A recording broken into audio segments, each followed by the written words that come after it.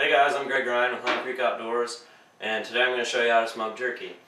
You've maybe seen our videos, our hunting videos, and there's a lot of those out there, but none of them really show you what they do with the meat they retrieve. So I'm going to show you one thing I did. I made a homemade smoker. I'll show you that in a minute.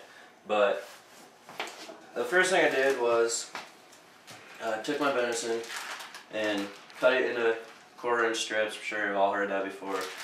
Whatever length. But if you're real picky like me, you're gonna really try to cut around all the sinews and membrane and stuff, because it's just not very good tasting. That's a pretty good strip. I did some of the back straps and the leg quarters. They're really covered in membrane and sinews and stuff, so you really got to cut around that. But just whatever your likings as far as strips goes. And then I used a marinade that I actually got from my uncle and he got from a cook, but it is delicious, and marinated it for 24 hours. And if you want to get a hold of that, let me know. Alright, over here I got my racks. Just gonna lay it out like the obvious. And also, you're not always going to be able to get long strips like this. That's kind of rare, and I have these labeled. But a lot of the time, if you do little chunks, maybe you've heard of like the nugget jerky. They're just little chunks. They're good too. Let me see if I can find a piece. Like these little chunks. Still really good to eat, but to not waste them, I mean, you might as well do something with them. So we're going to put it on a little grate like this where it won't fall through. Alright, you can see we're getting the strips all laid out, and as you can tell, there's not a whole lot of space between. A lot of people say you need a lot of space between the jerky, but really, if they're even touching it and just so air can get through there, they'll be alright, because they're going to shrink once they start cooking. And to get the most out of the room on your grates, just if you get them a millimeter apart, that's plenty.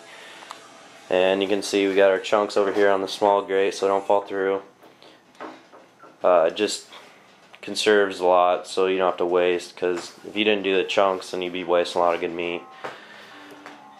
Also, we're doing 8 pounds and we have 4 racks, so we're saying about 2 pounds per rack, which is about perfect. And if you do happen to run out of room on your racks, then I have a trick I'll show you in a minute that you can get the most out of rack space. So you can always keep that in mind, and it'll help you a lot. Bryce's doing a good job laying them out. So give me a second and I'll show you that trick real quick. Alright, if you're worried about not having enough space on your racks, then this is a trick I use. It works especially good for longer pieces because they take up so much on the rack. You're using to cook. If you have racks, you can use this. If you have plenty of space between your racks and your oven or your smoker or whatever, just put a toothpick through the end like that, and drop it down. You can hang them all like that, and you can tell you can probably quadruple the amount of meat you're going to get on a rack. I don't think I need to do this because I have plenty of space with my 4 racks, but if I did, it would work out just as good. And it's just something to try if you're worried about running out of room. So keep that in mind.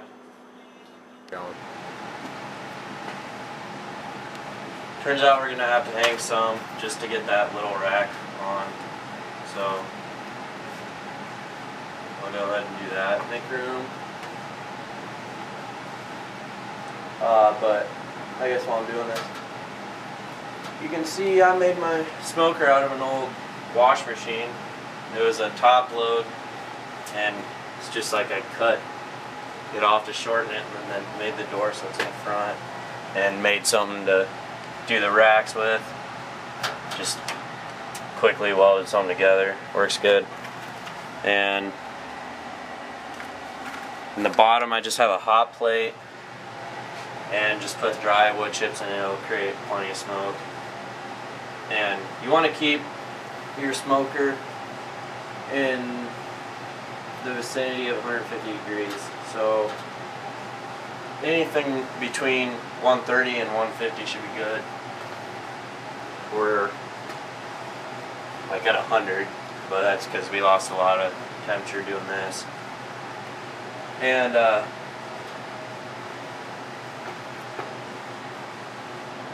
also you can, I don't know, if you decide to make something like this or need help, just let me know. I can tell you what I did, or I don't know if you have any questions. But it really does work really good for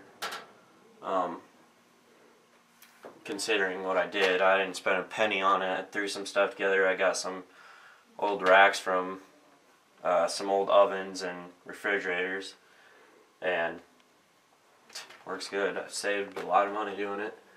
Also, if you want the recipe to this marinade, let me know. It's really good and it's worth it. Kind of has a teriyaki taste to it, and you can add peppers or whatever to make it hot also. Alright, we got her all hung up, ready to shut up. I didn't really say before, but this is just aluminum foil tape used to seal up all the edges if you do make your own. Works good. And just threw a meat thermometer up here in the corner.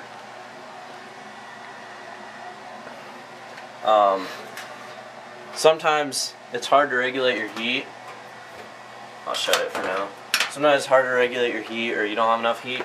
But one really good tip that I did last time that worked really well is throw an electric skillet in there with the temperature setting and set it to around the temperature, and it'll kick on and off, which will like regulate it for you. So that helps a lot. It's not used to burn the wood chips or anything, and you still leave your hot plate in there. It's just so it'll put off heat and make sure your temperature is high enough to still smoke them or cook them at the same time. So I'm gonna go ahead and put our wood chips in, see if I can't get our temperature raised back up, and because right now we're really low. But if we don't get our temperature up, I'll go ahead and put that skillet in. Sorry about the mess around here, it's kind of bad, but I'm using hickory wood chips and pellets, a mixture of both. I just had them both around and they both were good, so I'm just going to do a mixture of them both. You don't need to wet them down, they're fine dry, and just a lid with some holes poked in just to keep all the heat in here. I'm just going to throw that on my hot plate, and in a few minutes you should be smoking. I'll go ahead and close this up, but once it starts smoking good, we'll let you see it again and then try to keep it shut. You want to cook for a minimum of 4 hours. What I do is smoke it for 4 hours, and then you can start taste testing. Well, feel it first, obviously. If it's still red, then it's not done, but it really just depends on your temperature. If you're right around 150 degrees all the time, it should be 4 hours. If you're lower than that, it'll still get done. It's obviously going to take longer. So do it for 4 hours and then do a taste test or whatever and go from there. So we'll see you back in a little bit and see how she's doing. The electric skillet helped a lot. Temperature is 135 right now, which that's pretty good. We like to have it 140, 145, but it's pretty good. Put a fan over there to help our smoke down here. That helped a lot. All the smoke's just rolling right out. So that's one good thing.